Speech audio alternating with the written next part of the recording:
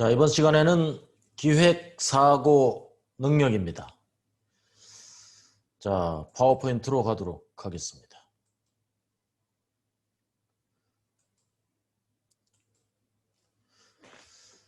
자, 기획, 사고, 능력. 이번 시간에는 이제 기획, 사고의 능력을 향상시키기 위해서 다양한 방법론, 도구, 툴 등이 공부를 하게 될 것입니다. 그래서 본격적으로 이제 기획 사고 능력을 키우는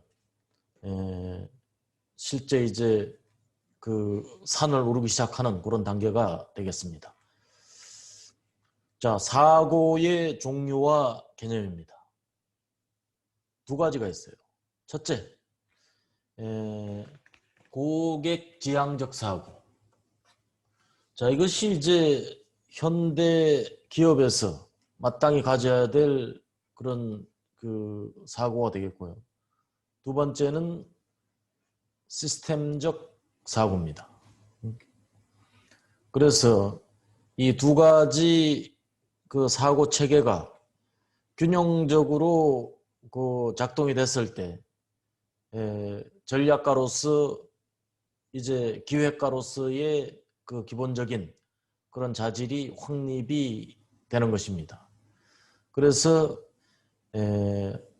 이 사고 체계는 우리한테 널려 있는 환경적 여건으로부터 항상 비롯됩니다.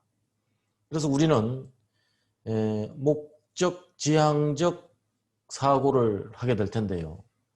여기에는 또 세 가지 형태의 사고 능력이 필요하겠습니다. 첫 번째는 논리적 사고, 합리적 사고죠. 그 다음에 두 번째는 전략적 사고입니다. 세 번째는 창조적 사고예요. 그래서 큰 틀에서 보면 고객 지향적 사고와 시스템적 사고로, 그 다음에 환경을 둘러싸고 있는 필드 내에서의 사고 체계는 논리적, 전략적, 창조적 사고가 그 핵심이 되겠습니다. 자, 여기서 이제 몇 가지 이제 살펴보았던 언어적 의미를 하나씩 살펴보면, 첫 번째, 목적 지향적 사고입니다. 제일 첫 번째 우리가 질문해야 될 것이 목적이 무엇인가를 먼저 질문해야 됩니다. 그래서 그 목적이 가치가 있다면 우린 적극적인 자세로 변해야 됩니다. 그렇지 않다면 힘쓸 필요가 없는 것이죠. 이게 목적 지향적 사고입니다. 그래서 가치 있는 일에 집중하라, 그런 의미가 되겠죠. 그 다음에 두 번째는 시스템적 사고입니다. 시스템적 사고. 이것은 전체 최적화, 전체를 볼 수 있는, 부분 최적화가 아니고 전체 최적화에 초점을 맞춘 사고 체계가 되겠습니다. 그래서 부분에 치우치지 말고 아웃풋을 살핀 후 아웃풋의 원인 요소인 외부 환경과 인풋 프로세스 전체를 파악한 후에 일을 한다는 것이 가장 중요하죠. 그 조직의 전체 목적과 목표, 이 조직 전체의 목적과 목표를 효과적이고 효율적으로 달성하는 사고 기법이 시스템적 사고라고 하겠습니다. 굉장히 조직의 리드로 성장하기 위해서 가장 필요한 그런 덕목이라고 하겠습니다. 그 다음에 이제 전략적 사고입니다. 전략적 사고. 가장 중요한 일부터 먼저 하라. 이게 핵심입니다. 가장 중요한 것이 항상 넘버원. 그래서 자신이 가진 리소스, 이게 유한합니다. 이게 제한돼 있어요. 리소스라는 것은 제한돼 있습니다. 하루는 24시간 본인이 잠을 안 자도 가지고 있는 것이고 아무리 특별한 사람도 하루 25시간을 가질 수 없는 거예요. 그래서 자신이 가진 시간과 자원 이것을 중점 배분하는 것입니다. 그래서 전략적 사고는 중요한 것에 자원을 집중 배치하는 것을 우리가 전략적 사고라고 합니다. 그 다음에 이제 창조적 사고입니다. 창조적 사고는 키워드는 고정관념 타파입니다. 고정관념 타파. 우리가 사람은 그 변하지 않는 고정관념이 있어요. 아무리 변해야지 비례하지 해도 2대8 가르마가 2.5대 7.5로 변하는데 보통 30년에서 50년이 걸린다고 합니다. 심지어는 죽기 전에 가르마 그 0.1도도 바꿀 수 없는 그런 사람도 허다하게 있을 거고요. 그래서 고정관념을 탈피한 상태에서의 아이디어, 여기서부터 이제 창조적 사고가 출발하게 되는 것이죠. 그래서 이 고정관념 탈피한 아이디어 중에서 가장 효과적인 것과 가장 효율적인 아이디어를 선정해야 되는 것입니다. 그 다음에 논리적 사고입니다. 논리적 사고. 논리적 사고는 어떤 사고가 논리적 사고겠어요? 이것은 한마디로 말하면 과학적, 체계적, 분석적 사고방식입니다. 논리적 사고는 과학적, 체계적, 분석적 사고. 거의 그 기계적 사고라고도 합니다. 딱 그냥 그 어떤 생각을 하면 딱 카테고리 딱 A, B, C 딱 정해지는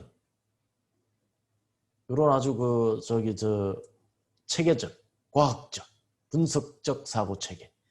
그래, 이 일을 구성하는 요소, 그 일에 영향을 미치는 요소를 대중소로 분해한 후 세부적인 작은 항목에 대해서 구체적인 해결책을 찾고 그것들을 실천해 가자는 사고 기법입니다. 굉장히 중요하죠. 디테일에 굉장히 강한 것이고 디테일을 구분하는 사고 체계가 본능적으로 확립된 상태가 되겠습니다. 그 다음에 고객지향적 사고입니다. 고객지향적 사고는 오늘날 주도권을 가지고 있는 것은 애플도 아니고 삼성도 아닙니다. 흔히 사람들은 이제 삼성이 제일 세고 그 다음에 또 뭐 이런 대기업 중심으로 해서 그렇게 판단을 하겠으나 제일 강한 사람은 고객입니다. 고객. 여기 있죠. 모든 키는 고객이 쥐고 있어요. 애플의 아이폰을 살 것인가? 삼성의 갤럭시 노트 20을 살 것인가는 누가 결정합니까? 고객이 결정하는 거예요. 그래서 그 모든 그 생각의 초점을 우리는 고객한테 맞춰야 됩니다. 고객한테 맞춰야 그 기업이 경쟁자를 물리치고 승리할 수 있어요. 그런 의미에서 그 가장 그 바람직한 사고는 고객지향적 사고가 되겠습니다. 그래서 고객은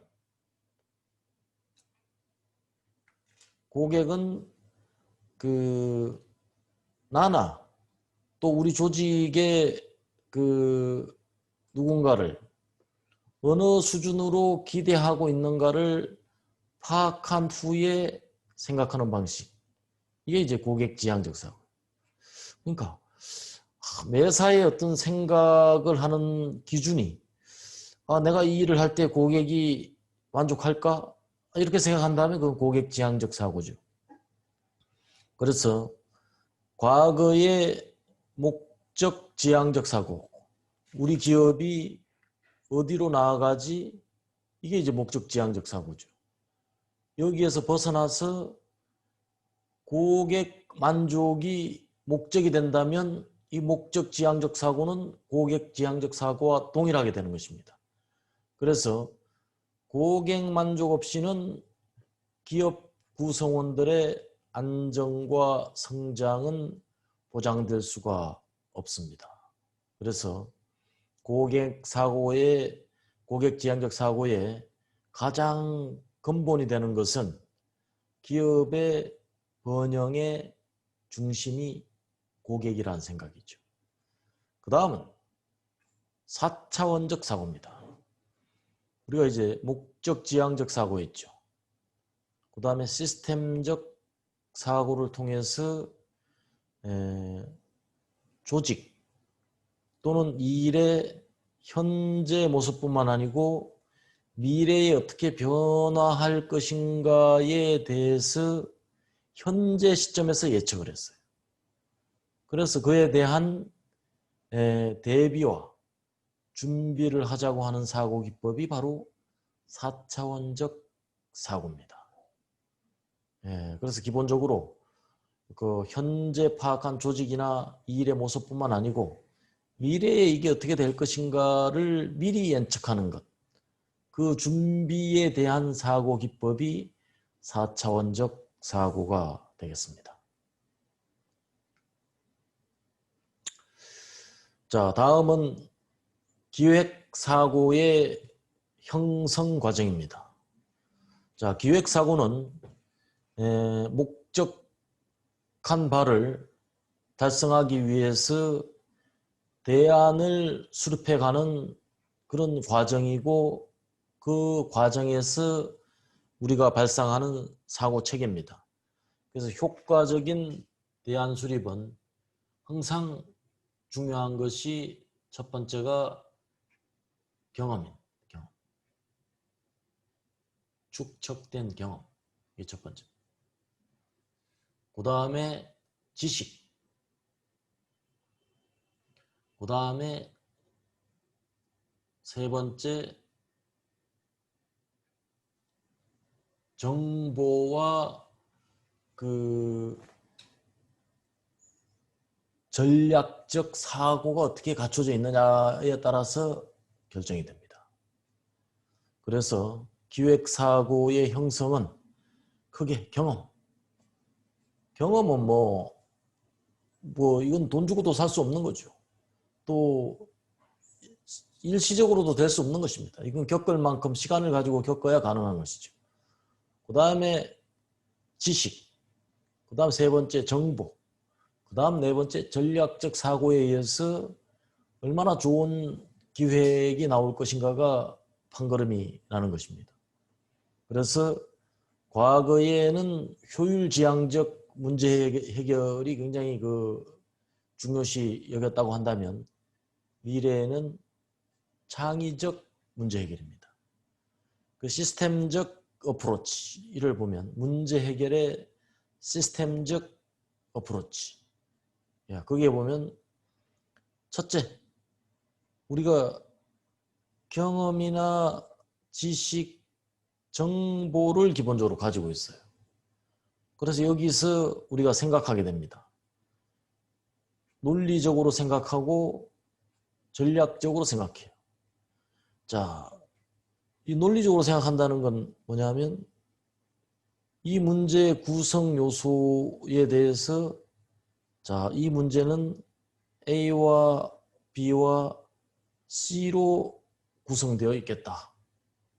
또 분류를 해냅니다. C는 또 세부적으로 자, 이와 같이 구분되겠지. 자, 이런 그냥 답이 그냥 이게 딱 과학적으로 그럼 여기에 집중할 필요가 있겠는 걸 이게 답이 그냥 나옵니다. 이런 생각이 바로 논리적 사고 체계로 답이 나오는 거죠. 그 다음에 전략적 사고는 소위 말하는 통찰력을 바탕으로 합니다. 통찰력. 자, 여기에 이런 문제가 이와 같이 대체적으로 형성이 되어 있으면 이 전략적 사고를 하는 사람은 자, 이 부분에다가 전체 리소스의 80%를 배분해야 되겠다. 이런 게 나와요. 이게 이제 그 자원의 유한성에서 어디에 집중할 것인지를 바로 판단하는 것. 그게 전략적 사고입니다. 그 다음에 이런 논리적 사고와 전략적 사고를 바탕으로 해서 창의적으로 문제가 해결되게 됩니다. 또 하나 예를 들면, 자, 우리가 문제 해결의 하나의 기획 사고의 형성에서 최근에 나온 트리즈적인 생각을 한번 도입해 보도록 하겠습니다. 트리즈적인 생각이 뭡니까? 트리즈는 소련의 알트 슐러라는 사람이 만들어서 전 세계에 5만 건의 특허를 이 규칙을 만든 사람이에요. 규칙을. 5만 건의 특허를 어떻게 규칙을 만들었겠어요. 그래서 5만 건의 특허는 새롭게 규칙화되어서 새롭게 연구 개발을 한다거나 아이디어 발상을 할 때 그 생각의 토대로 나누어 있어요. 자, 여기서 우리가 보면 이 알트 슐러의 기본적인 생각 체계를 우리가 한번 읽어볼 필요가 있을 것 같아요. 자, 이분은 어떤 시간축으로 지금 자, 여러분들은 지금 이제 마이크로소프트의 보도판을 보고 있는데요. 자, 시간을 중심으로 여기 현재입니다. 우리는 이제 미래로 가고 있죠. 이렇게. 미래로 가고 있습니다. 현재 우리가 직면하고 있는 것은 두 가지입니다. 첫째, 프로블렘. 두 번째, 컨트라딕션.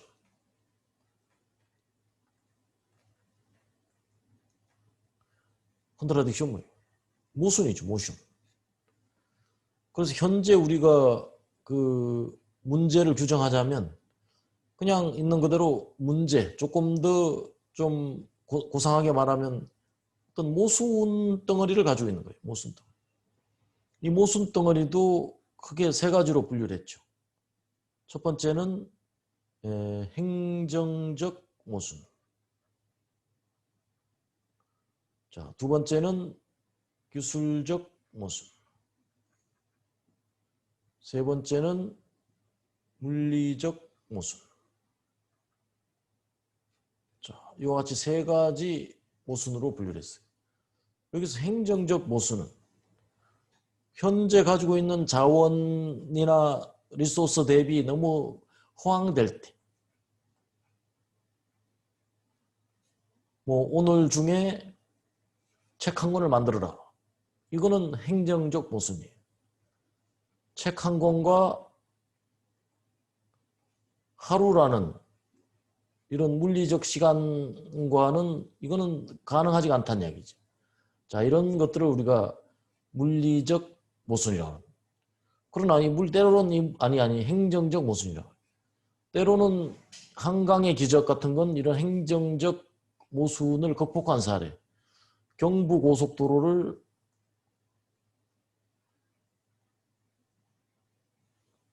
3년 만에 만들어.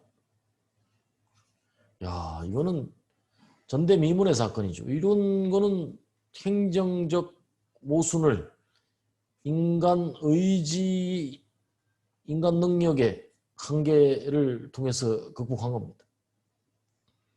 그 다음에 기술적 모순은 얇아야 되는데 강해야 되는 것, 커야 되는데 가벼워야 되는 것, 이런 것들이 이제 기술적 모순이에요. 항공기의 날개, 항공기의 날개는 이렇게 돼 있죠. 굉장히 커요.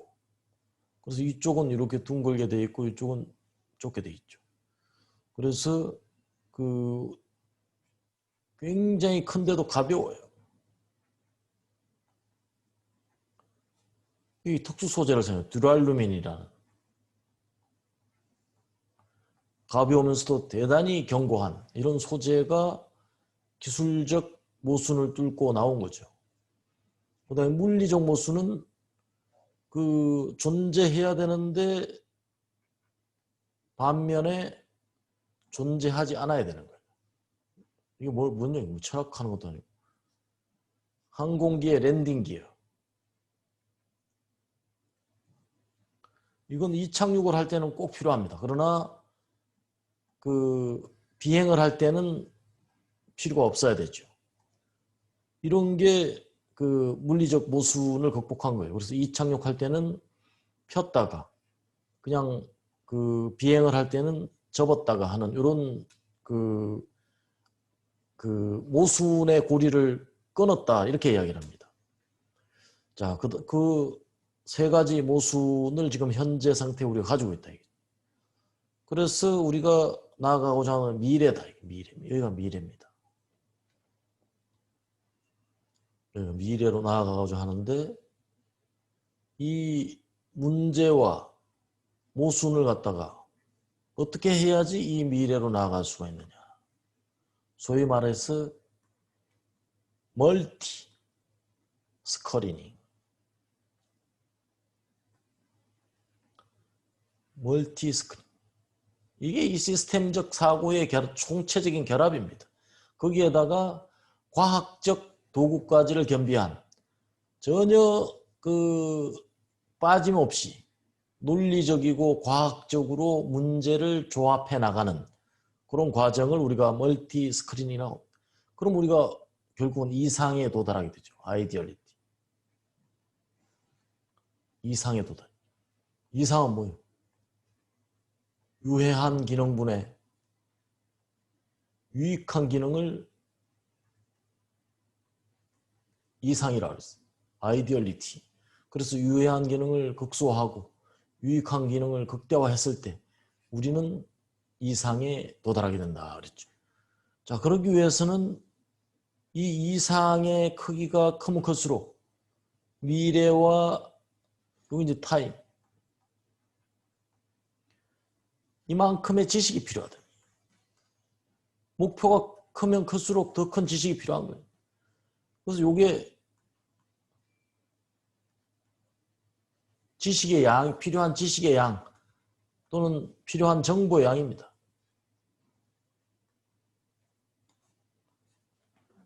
이만큼의 넓이의 지식과 정보가 필요하다 이런 얘기. 그래서 이 구조하고 지금 우리가 교재에서 보는 바와 같은 그런 구조가 거의 유사합니다. 그래서 이것은 트리즈예요. 알트슐러라는 사람이 발상한 그런 그 지식의 필요와 문제를 돌파하는 그런 방안에 대해서 그 이야기를 한 거예요. 자, 그 방식과 지금 우리가 교재에서 보고 있는 이 방식의 유사성이 매우 높지 않습니까? 여기서 우리가 필요한 그 창의적 문제 해결을 위해서 가기 위해서는 자, 이런 그 논리적 사고와 자, 이러한 전략적 사고가 필요한 거죠. 이런 그 통찰 과정이 바로 멀티 스크리닝 과정입니다.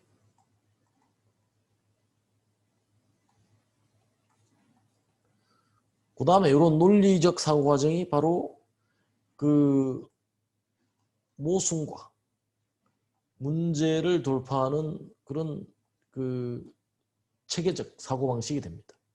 그런 것들이 합해져서 결국은 창의적 문제 해결이 달성이 되는 것입니다. 그러기 위해선 아까 이만큼의 넓이만큼의 뭐가 필요하다 그랬어요.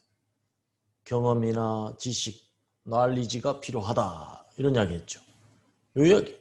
그러니까 이 높이가 크면 클수록 필요한 정보와 지식의 양도 그만큼 커지게 되는 것입니다. 그래서 알터 숄러가 말했던 경영학자가 말했던 그 생각의 체계는 거의 비슷한 것입니다. 그 다음에 이제 전략의 의미를 한번 살펴보도록 하겠습니다. 자, 우리가 전략적 계획이란 말을 사용하기도 하고 사업 계획이란 말을 사용합니다. strategic plan, business plan 이렇게 쓰죠. 그래서 물론 넓은 의미에서 전략도 계획의 하나인 것은 뭐 부정할 수 없는 사실이긴 하겠으나 그러나 전략이란 말에는 계획이라는 말로는 설명할 수 없는 독특한 의미가 있어요. 그래서 사업계획 뭐 이런 데에 전략적 의미를 담는 것은 다소간 전략을 좀 과소평가한다는 의미가 있어요. 그래서 그 대응해야 될 적이 있다는 의미가 있습니다. 전략이라는 의미 속에는. 그렇지 않으면 전혀 차별화되지 않아요. 그래서 전략이란 용어가 탄생한다는 한 것은 결국은 적을 염두에 두고 만든 말이라서 초창기에 강의 들어갈 때 제가 전략은 이기는 방법이다 이렇게 한마디로 이미 정의를 해둔 바가 있어요. 그렇다고 한다면 그 계획을 세운다는 말은 미리 어떤 일을 하겠다는 것을 정한다는 것을 의미하고 전략을 수립한다는 것은 적과 대항하여 우리가 어떻게 해야 하는지에 대한 행동을 선택하는 것을 의미합니다. 그러니 다분히 전략이 더 절실하고 전투적이에요. 그래서 그런 의미적 차이를 가지고 다음 장을 또 보도록 하겠습니다. 자, 계획은 내가 어떻게 할 것인가 실행 가능한 계획과 실행 불가능한 계획이 있어요. 자, 이거는 계획은 can do 라는 의미를 가지고 있습니다. 근데 전략은 내가 어떻게 나올 것인가 이거는 기필코 이겨야 되기 때문에 이거는 should be의 관점에서 봐야 됩니다. 이건 완전히 틀리죠. 그러니 이 전략이라는 게 절실함이 can do하고 should be의 차이만큼이나 절실한 거예요. 그래서 전략은 선택이다 이런 이야기를 합니다. 그 말은 가능한 여러 대안을 모색하고 그 중에서 최적안을 선택하는 과정이라는 그런 의미가 되겠습니다. 그래서 우선은 누누이 이야기하지만 일단은 목적이 명확해야 됩니다. 두 번째는 자기 중심적으로 생각하지 말고 상대, 대응해야 될 적과 적의 특성을 먼저 고려할 것. 이게 제일 중요하고 나만 가지고 생각하는 것은 뭐라고 그랬어요? 계획입니다. 계획. 그 다음 세 번째는 유일한 답을 찾으려 하지 말고 다수의 대안을 탐색할 것. 이것이 세 번째. 유일한 안이란 있을 수가 없어요. 그 다음에 네 번째. 냉정하게 최적안을 선택해야 됩니다. 이것이 우리가 전략을 해석하는 가장 바람직한 의미가 되겠습니다. 그래서 전략적 사고의 본질은 오늘날 소위 말하는 경쟁 우위, 자, 키워드 첫 번째 나왔어요. 자, 두 번째. 핵심 역량. 세 번째. 가치 사슬.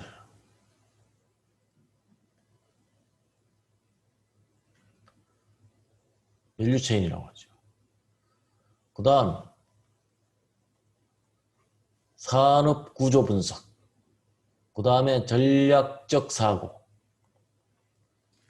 이 네 가지 그 단어가 조합됐다고 보면 돼요. 아, 이게 항상 생각할 때 전략적 사고를 한다는 것은 경쟁 우위를 어떻게 찾아갈 것인가. 자, 우리가 가진 핵심 역량이란 뭐지? 핵심 역량은 뭐예요? 핵심 역량은 크게 세 가지의 관점에서 평가를 할 수가 있습니다. 첫째, 고객에게 밸류를 줄 수 있는 것입니다. 고객의 가치를 부여해 줄 수 있는 거예요. 이걸. 두 번째, 모방 불가능성.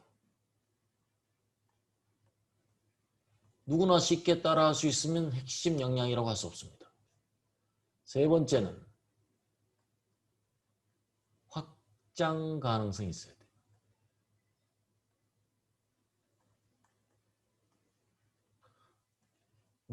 당신은 어떤 확장 가능성이 있습니까? 당신은 어떤 핵심 역량이 있습니까? 이렇게 물으면 요 세 가지를 항상 염두에 두고, 고객에게는 상당한 가치를 부여하면서 남들이 쉽게 따라할 수 없고 무한한 확장 가능성이 있는 요새 그 핵심 역량을 갖춘 사람이 몇 사람 요새 많이 나오죠. 미스터 트롯에 보면 그 미스터 탑 7이 나와요. 탑 7. 1위가 누구예요? 임영웅. 임영웅을 여기다 대비시켜 보세요. 임영웅의 핵심 역량은 뭡니까? 이 트로트죠. 트로트 하긴 트로트 아니고 다른 것도 잘 하긴 하더만. 임영웅을 비교해보면 고객이 누굽니까? 시청자. 시청자한테 어떤 가치를 부여하고 있습니까? 그렇죠. 엄청난 기쁨을 주고 있죠. 트로트 가수로서 그냥 기가 호강하고 있습니다. 임영웅 대체 불가입니다. 모방 불가능성. 그 다음에 확장 가능성. 그 임영웅이 앞으로 돈 얼마나 벌지 모릅니다. 이 트로트가 지금 존재하는 것 플러스 앞으로 존재해야 될 것. 이 모든 것이 확대 가능하고 기존에 나를 좋아하는 사람, 앞으로 나를 좋아할 사람. 이게 또 다 확대 가능한 확장성을 가지고 있는 거예요.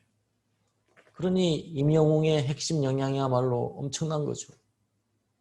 자, 이런 의미를 가진 게 이제 핵심 역량. 핵심 역량을 설명하다 보니까 나온 이야기고요. 그 다음에 가치 사슬, 밸류 체인. 밸류 체인은 그 서플라이 매니지먼트에서 나온 그런 용어이기도 한데 우리를 둘러싸고 있는 여러 가지 우리 회사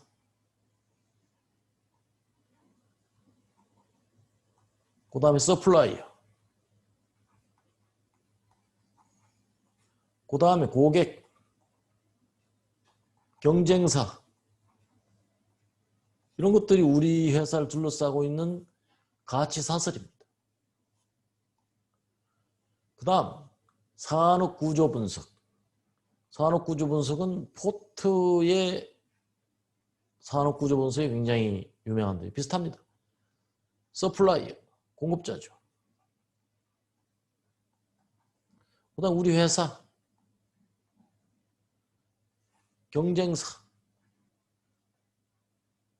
고객, 잠재적 진입자, 잠재적 경쟁자죠. 그 다음에 대체제. 전혀 우리와 경쟁이 안 될 것 같은 새로운 것이 어느새 그것 때문에 우리 회사가 그 문을 닫아야 될 수도 있어요. 이런 그 구조가 뭐냐? 산업 구조 분석입니다. 그 다음에 전략적 사고등과 같은 경영 전략 관련 용어들을 우리가 만나게 되는데, 여기서 올바른 경쟁 전략 혹은 경영 전략의 수립 능력은 기업 사활의 핵심입니다. 기업 사활의 핵심.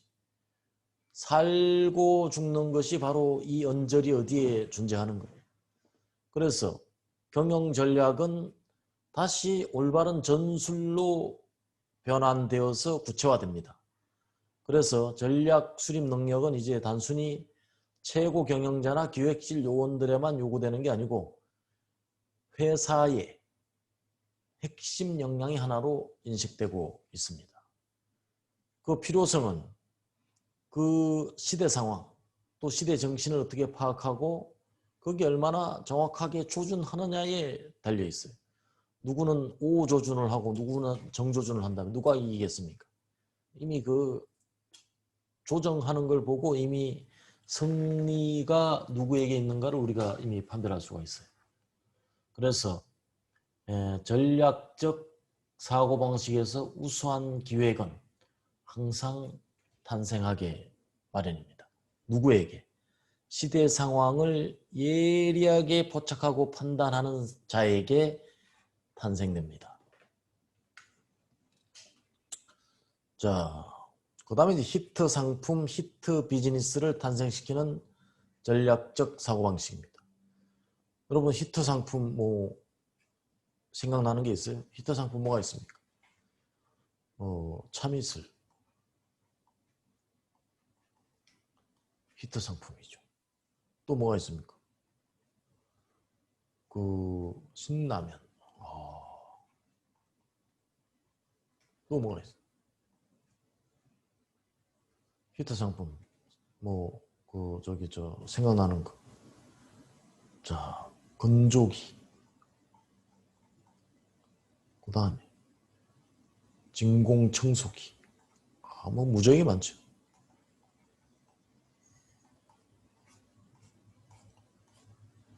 자, 이 히트 상품의 탄생은 어느 날 갑자기 우연히 탄생된 것이 결코 아니죠.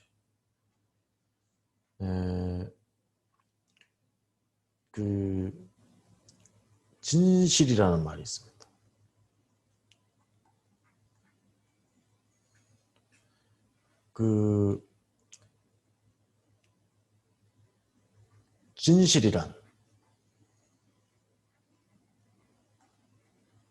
진실이란 과연 뭘까요? 시냇가를 거닐다가 우연히 주울 수 있는 조약돌이 아니라고 했습니다. 시냇가에서 주울 수 있는 조약돌 아니다. 이거 누가 이야기했습니까? 영국의 소설가 서머셋 모음이라는 사람이 이야기했어요. 어디서 나온 이야기냐? 달과 6펜스. 이 소설의 중간 정도에 보면 이 말이 나옵니다. 진실이란 시냇가를 거닐다가 우연히 주울 수 있는 조약돌이 아니야. 각고의 피나는 고통 속에서도 찾을까 말까 한 고귀한 것, 이렇게 정의됩니다.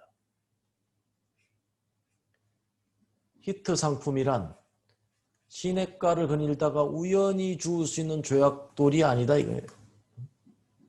각고의 노력 끝에서도 찾을까 말까 한 고귀한 것입니다. 그렇게 생각해요. 그래서 히트 상품은 첫째, 강한 목표의식, 강력한 호기심, 그 다음 오감과 발로 생각하고 육감으로 납득함. 발로 생각했다는 건 뭐냐? 뛰어다녔다는 얘기. 몸으로 느꼈다는 얘기. 몸으로. 고객의 마음을 몸으로 느낀 것입니다. 그 다음에 내가 가지고 있는 상식을 의심하라. 상식의 울타리를 넘어서야 됩니다. 그래서 본인이 가지고 있는 그 고정관념을 과감하게 깨어 부술 때 히트 상품에 대한 소위 말하는 단서가 잡힙니다. 단서. 파라메타. 그 다음에 그 자기 자신의 좌표축을 만들어야 됩니다. 자기 자신의 좌표라는 건 뭐예요? 이렇게 딱 놓고, 자, 이쪽으로 미래, 이쪽으로 과거, 그 다음에 자, 이쪽으로는 새로운 것, 이쪽으로는 내가 지금 알고 있는 것. 그래서 나는 지금 여기서 내가 이쯤에 존재하는 사람이냐, 아니면 이 과거와 알고 있는 것에 급급해하는 사람이냐, 이걸 정해야 돼. 그래서 내가 어디로 나아가는가를 갖다가 자기 자신을 진단해 볼 필요가 있습니다. 그 다음에 자기 자신과 자사 상품, 비즈니스에 대한 강점, 약점을 명확히 알고 약점을 보완할 수 있어야 됩니다. 그 다음에 포석은 멀리, 행동은 반복 앞으로. 이게 뭔 얘기입니까?